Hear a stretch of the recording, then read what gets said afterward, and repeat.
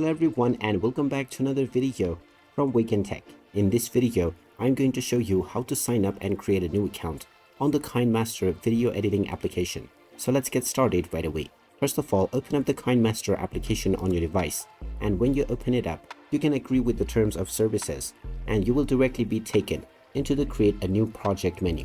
Now, if you wish to sign up and create a new account, tap on the me icon at the bottom right corner. You will now have three different options.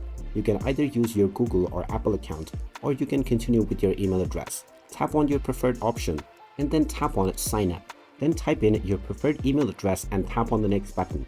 You will now be asked to enter the verification code that has been sent to this email. So just check your inbox and you will find this verification code.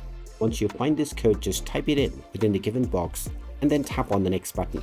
You will now be allowed to create a password for your account. After typing in your desired password, tap on the next button and now you can create your username. Type in your desired username and tap on complete. And now you have successfully been signed up to your new account on KineMaster.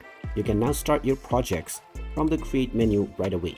And there you have it. That is how easy it is to sign up and create a new account on the KineMaster application. If you find this video helpful, make sure you hit that like button and subscribe to our channel if you haven't done so already.